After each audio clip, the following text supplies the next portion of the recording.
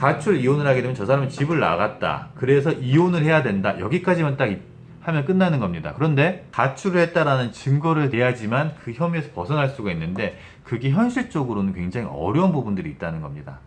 그제서야 가출 신고하는 것 갖고는 안 되죠. 관계자들의 진술서들 확보된다고 하더라도 다 친한 사람들끼리 한 거야. 이래버리기가 쉽겠죠. 자, 이렇게 약간 뻔뻔한 B 덕분에 가출 이혼의 필요성들이 올라가고 있다는 겁니다.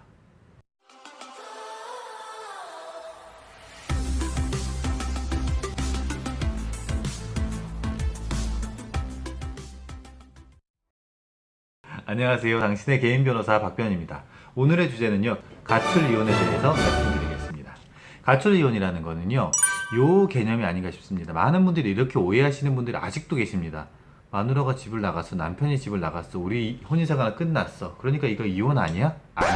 A하고요, B가 혼인생활하고 있는데 B가 집을 나가버렸습니다. 나가는 데에는 한 두 가지 정도가 있겠죠. 첫 번째는 B가 어디 가 있는지 압니다.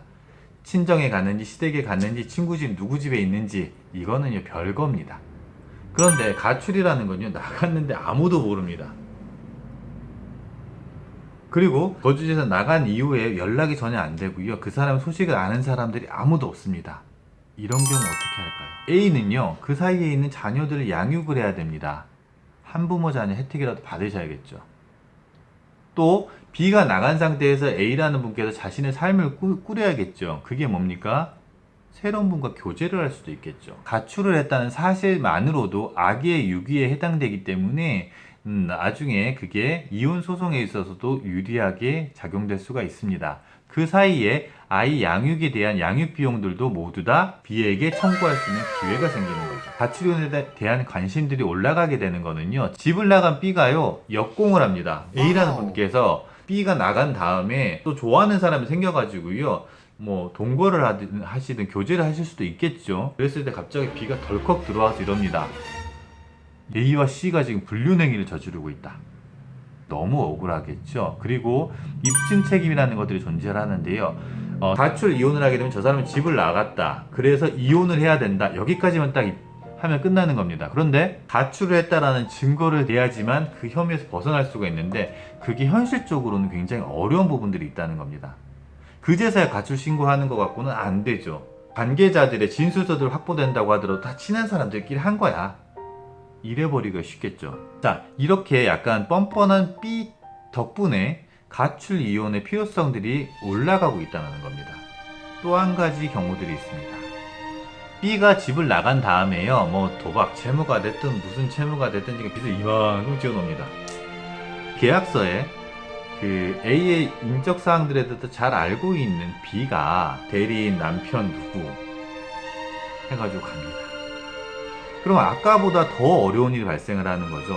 집 나간 뻔뻔한 B와 싸우는 게 아니고요. 이번에는 B에게 정당한 채권을 가지고 있는 착한 D라는 사람과 A라는 사람이 소송이 들어가게 되는 거죠. 가출 이혼 절차에 대해서 말씀을 드리겠습니다. 상대방이 존재하지 않습니다. 협의 이혼이 될까요? 안 되겠죠. 이혼 조정 신청은 될까요? 안 되겠죠. 결국엔 재판상 이혼 절차를 밟아야 된다는 겁니다. 재판상 이혼 절차를 하기 전에요. 먼저 가출 신고부터 먼저 하셔야 됩니다. 가출 신고를 한 다음에 경찰관 분이 그분의 B에게 연락을 했는데 연락이 안 됩니다. 그러면 가출 신고 받아들여지겠죠. 그 가출 신고 받아들여지게 된다 그러면 이러이러한 사유 때문에 집을 나가고 연락이 안 되기 때문에 저희가 이혼을 청구합니다라는 재판상 이혼 절차에 도입할 수가 있습니다. 그렇게 되면은 마지막 주소지로 기재되어 있는 주민등록 초본상에 나와 있는 그 주소지로 보내게 됩니다. 이때 A가 법원을 통해 가지고 파는데 A, B가 같은 주소지에 있을 경우도 있잖아요. 그랬을 때 A가 그걸 받으면 안 됩니다. 본인 외에는.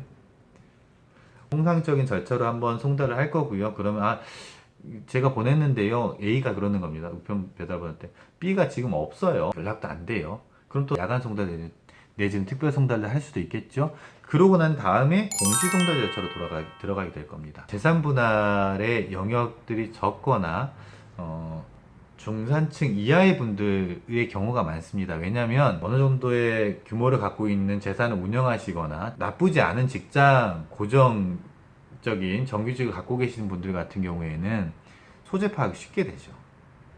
절차는 굉장히 까다롭고요.